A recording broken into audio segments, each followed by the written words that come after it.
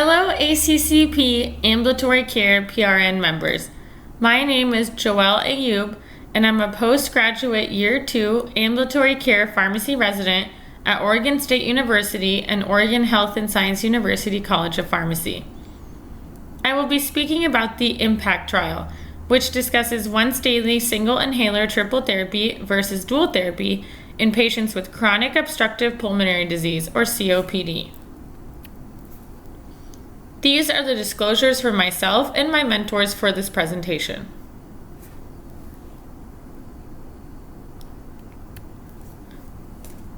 The current global initiative for chronic obstructive lung disease, or GOLD guideline, focuses on symptoms and exacerbations as major factors in determining treatment escalation.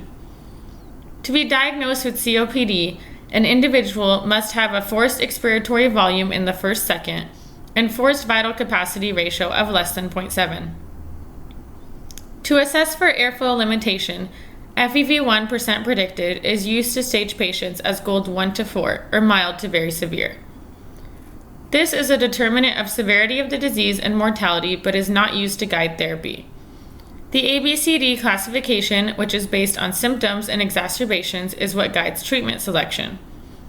Severity of symptoms is determined by using the Modified Medical Research Council Dyspnea Scale, or MMRC, or the COPD Assessment Test, or CAT.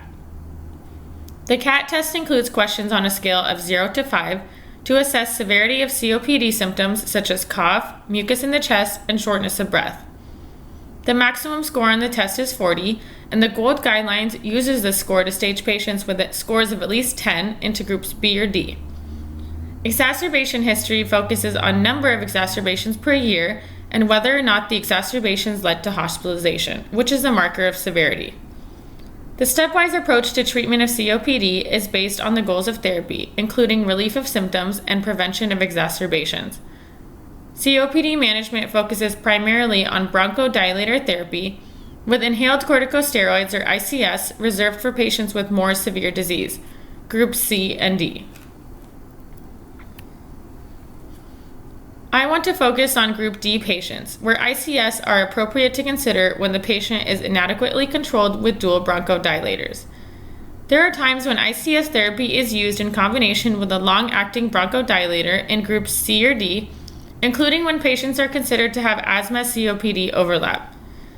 Guidelines emphasize the use of long-acting muscarinic antagonists, or LAMA, and long-acting beta-2 agonists, or LABA, combination therapy as maintenance therapy.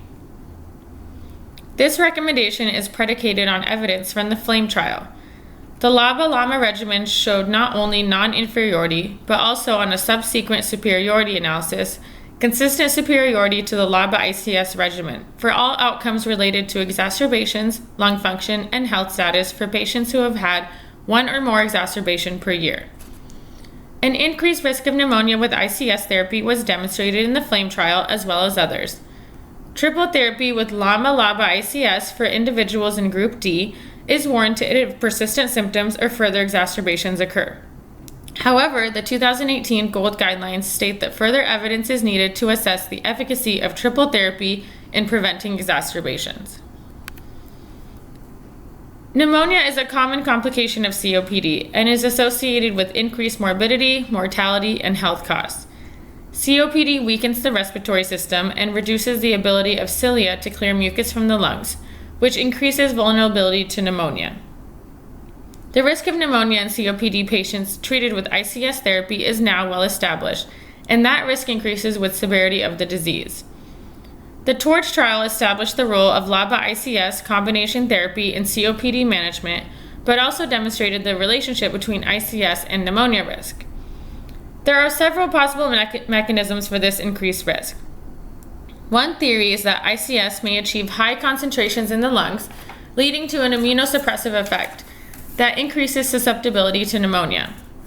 Another theory is that suppression of interferon by ICS during virus-induced COPD exacerbations likely mediates pneumonia risk. Knowing COPD patients with community-acquired pneumonia have worse clinical outcomes, there have been studies looking at the increased risk with ICS use. Since TORCH, numerous other studies have demonstrated the relationship between pneumonia and ICS. One study in the American Journal of Respiratory and Critical Care Medicine in 2015 showed incidence of admissions to hospital-related pneumonia and mortality was greatest in those receiving higher doses of ICS in comparison to lower doses. The INSPIRE study showed clinician-diagnosed pneumonia was more common in the ICS-LABA group compared with anticholinergic therapy. Interestingly, in the PATHOS study, patients with severe COPD using fluticasone and salmeterol were significantly more likely to experience pneumonia and had a higher mortality related to pneumonia than patients treated with budesonide and formoterol. It is believed that the highly lipophilic fluticasone molecule can remain in the mucosa and epithelial lining fluid of the bronchi longer than budesonide. On the other side, a recent study in the American Journal of Respiratory and Critical Care Medicine showed intensified combination therapy with ICS and LABA for 10 days at the onset of an upper respiratory tract infection did not decrease the incidence of any COPD exacerbation, but did prevent severe exacerbation. The benefit versus risk of steroid inhaler therapy in COPD still remains controversial. One factor that has been suggested to support the use of ICS therapy in COPD is eosinophil count. Eosinophils are key immune system cells that have diverse functions in different parts of the body, including the lungs. Eosinophils play a major role in the pathophysiology of asthma, but evidence shows eosinophils also seem to have a role in COPD as well, as shown in the figure. ICS have an immunosuppressive effect that includes affecting eosinophils, which is why they can be beneficial for patients with asthma and to a lesser degree patients with COPD. There is a lack of consensus on the appropriate thresholds used to define eosinophilic inflammation in COPD, meaning it is unlikely that a single threshold will be recommended for guiding all treatment decisions.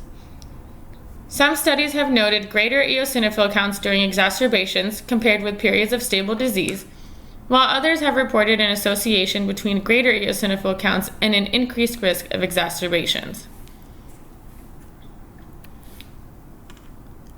Let's look at results from a few recent COPD landmark studies.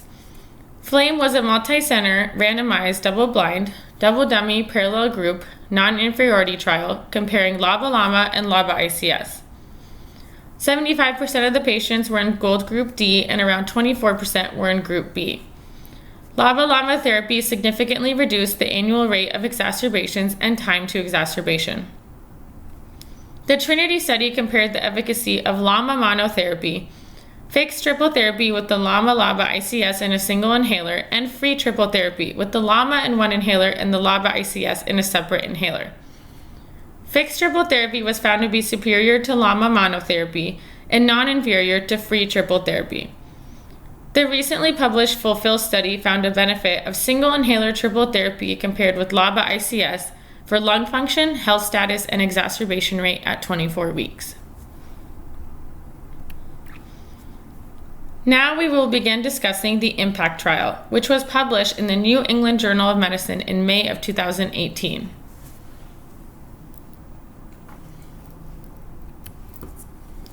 The objective of this study was to evaluate the safety and efficacy of once-daily triple therapy versus LAMA-LABA and LABA-ICS in COPD patients with a high risk of exacerbation.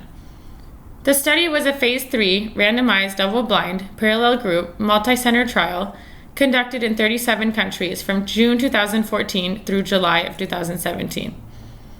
The treatment period was 52 weeks with a 1-week safety follow-up period. Patients continued to take their own prescribed medication, a LAMA-LABA ICS alone or in combination during a 2-week run-in period before randomization. Patients logged their symptoms in an electronic diary and had outpatient assessment visits at weeks 4, 16, 28, 40, and 52. This study was powered at 90% with a two-sided 1% significance level. Investigators calculated that approximately 4,000 patients would be needed in the LABA-LABA ICS group, 4,000 in the LABA ICS group, and 2,000 in the LABA-LAMA group.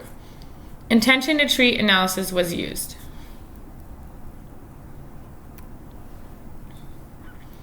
Patients enrolled were 40 years of age or older and had CAT scores of at least 10, with higher scores indicating more symptoms. Patients had to have an FEV1 less than 50% of the predicted normal value and at least one moderate or severe exacerbation in the previous year, or an FEV1 of 50 to 80% of the predicted normal value, and at least 2 moderate exacerbations or 1 severe exacerbation in the previous year. FEV1 scores of 50 to 80% translates to moderate disease per GOLD guidelines, while scores less than 50% is severe. In this study, a moderate exacerbation was defined as an exacerbation leading to treatment with antibiotics or systemic glucocorticoids. A severe exacerbation was one resulting in hospitalization or death. Based on these definitions, patients included in the study would fall into Group B or D per the GOLD guideline criteria. Patients had to be current or former smokers and had to have existing maintenance inhaler treatment for at least 3 months. Patients who were excluded were pregnant or lactating women, had a diagnosis of asthma, alpha-1 antitrypsin deficiency, risk factors for pneumonia, recent steroid or antibiotic use of long-term oxygen therapy described as resting at least 3 liters per minute, inability to withhold albuterol for the 4-hour period prior to spirometry testing, non-compliance, other respiratory disorders, abnormal chest x-ray, unstable liver disease, or unstable cardiac disease. Patients were assigned to 3 different treatment groups. The first group was a LABA-LAMA ICS or triple therapy group as Trilogy Ellipta, the medication undergoing the phase 3 trial. The ingredients are vilanterol 25 microgram, umeclidinium 62.5 microgram, and fluticasone 100 microgram. The next group was a LABA-LAMA group including vilanterol 25 microgram and umeclidinium 62.5 microgram or Anoro Ellipta. Lastly, the LABA ICS group used vilanterol 25 microgram and fluticasone 100 microgram and/or Brio Ellipta. All of these inhaler medications are once daily dry powder inhalers produced by GlaxoSmithKline.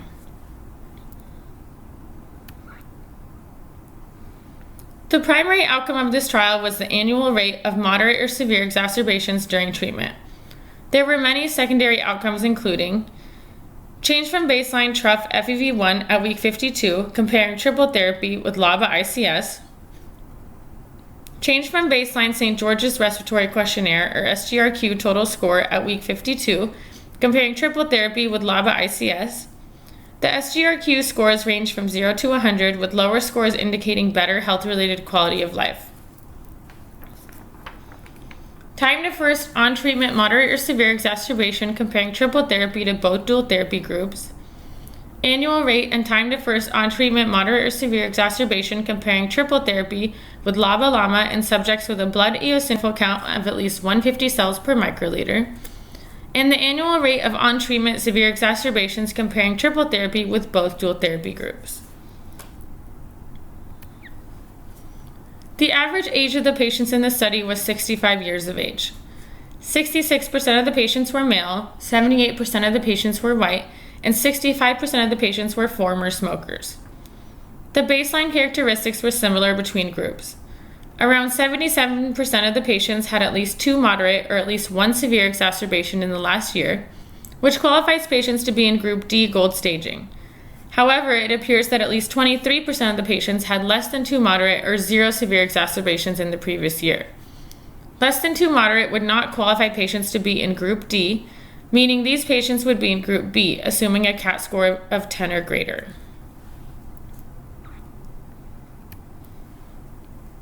The average FEV1 was 45.5% of predicted, which would be severe COPD. The mean score of the COPD assessment test, or CAT, was 20.1. When looking at the medications patients were using prior to this study, around 38% of the patients were already on triple therapy. 29% of the patients were on LABA-ICS combos, and only 8% were using LABA-LAMA therapy. Most likely the reason only 8% were taking LABA-LAMA dual therapy is mainly because at the time of the study, there were not many dual bronchodilator combos on the market. Most patients were grade 2 to 3, indicating moderate to severe COPD, and 82% did not have reversible FEV1 after albuterol. The primary outcome results showed the rate of moderate or severe exacerbations during treatment among the patients assigned to the triple therapy group was 0.91 per year, as compared with 1.07 per year among those assigned to LABA-ICS and 1.21 per year among those assigned to LABA-LAMA. The rate ratio with triple therapy compared to LABA-ICS was 0.85, and the rate ratio with triple therapy versus LABA-LAMA was 0.75. These results indicate the rate of moderate or severe exacerbations was lower with the combination of triple therapy than with LABA-ICS or LABA-LAMA. For secondary outcomes, triple therapy was associated with a lower risk of moderate or severe exacerbations during treatment than dual therapy, as assessed in a time to first event analysis. The hazard ratio for triple therapy versus LABA-ICS was 0.85, showing a 15% difference, and the hazard ratio for triple therapy versus LABA-LAMA was 0.84, showing a 16% difference. The annual rate of severe exacerbations during treatment was lowest in triple therapy, with the rate ratio of triple therapy compared to LABA-ICS being non-significant, and the rate ratio with triple therapy compared to LABA-LAMA being 0.66. For the spirometric outcome of the mean change from baseline in TRUF FEV1, the difference between the triple therapy and LABA-ICS groups was 97 milliliters, and the difference between the triple therapy and the LABA-LAMA groups was 54 milliliters. There were significant differences between the triple therapy group and the LABA-ICS and LABA-LAMA groups in the mean change from baseline in the SGRQ total score, and in the percentage of patients who had a response as defined by a decrease in the SGRQ total score of at least 4 points for both comparisons on both outcomes. Among patients with eosinophil levels of less than 150 cells per microliter, the annual rate of moderate or severe exacerbations was not significantly lower with triple therapy than with LABA-ICS, but was significantly lower with triple therapy than with LABA-LAMA. A greater reduction in exacerbation rate was also observed in triple therapy subjects with eosinophil levels of at least 150 cells per microliter. In summary, the annual rate of moderate or severe exacerbations was lower with triple therapy than with either dual therapy combination, regardless of eosinophil count.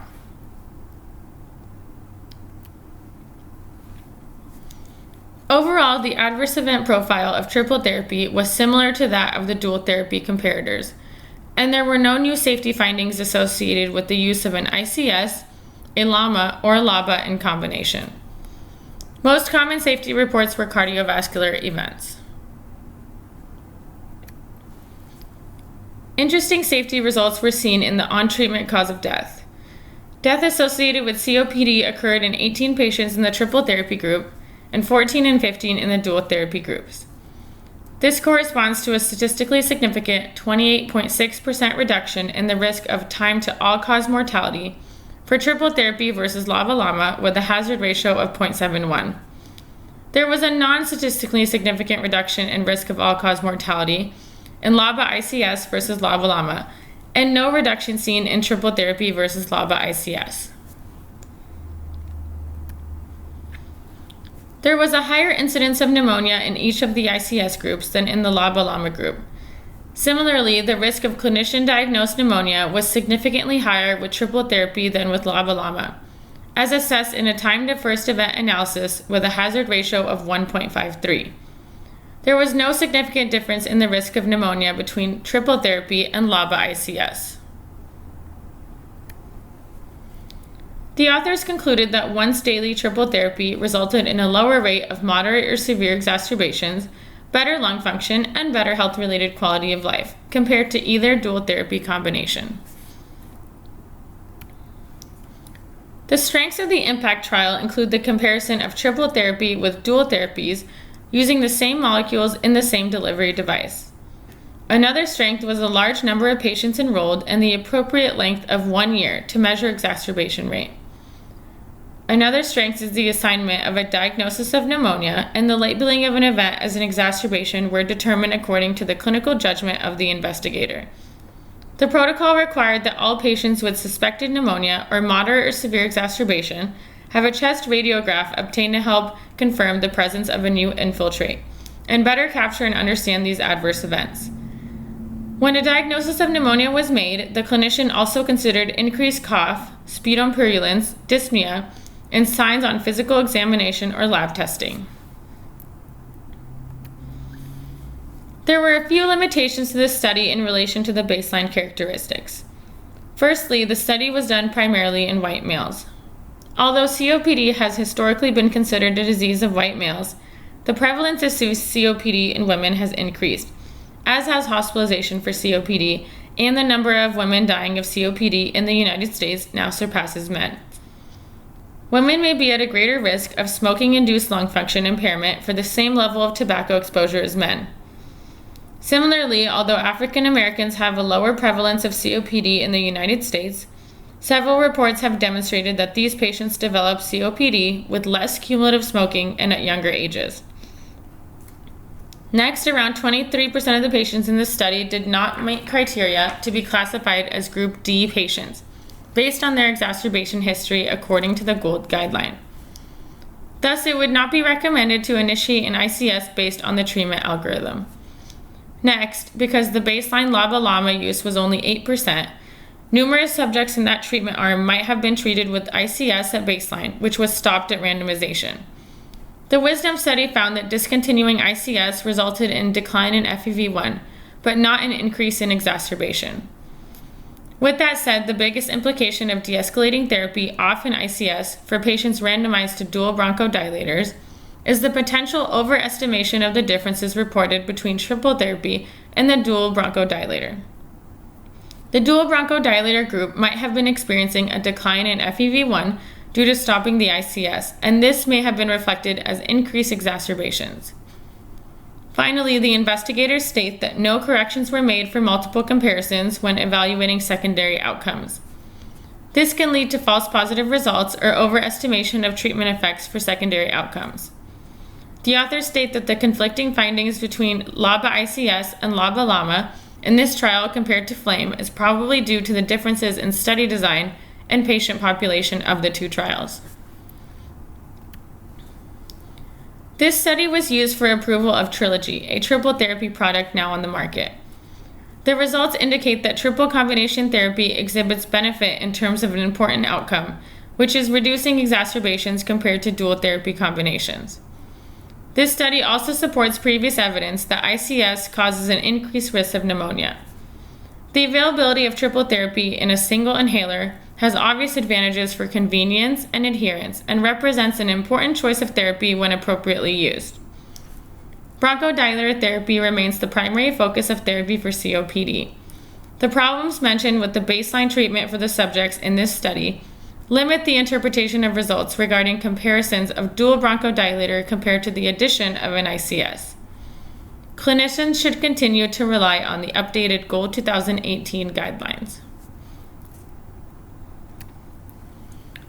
Some unanswered questions still remain. What is the potential for stepping up to a single inhaler triple therapy in clinical practice? Based on these results, will the GOLD guidelines change at all? Also, is fluticasone a steroid associated with more pneumonia in comparison to other steroid inhalers? This study was not able to establish increased serum eosinophils as a marker that might support the role of ICS, as there was no difference in response depending on eosinophils. I would like to thank my mentors for their guidance with this presentation, Dr. Amanda Chartel, Dr. Dennis Williams, and Dr. Kylie Funk in the Ambulatory Care Resident and Education Committees for their efforts with the Ambulatory Care Journal Club. Thank you for joining me today. Please feel free to contact me if you have any questions about this trial at ayoub@ohsu.edu.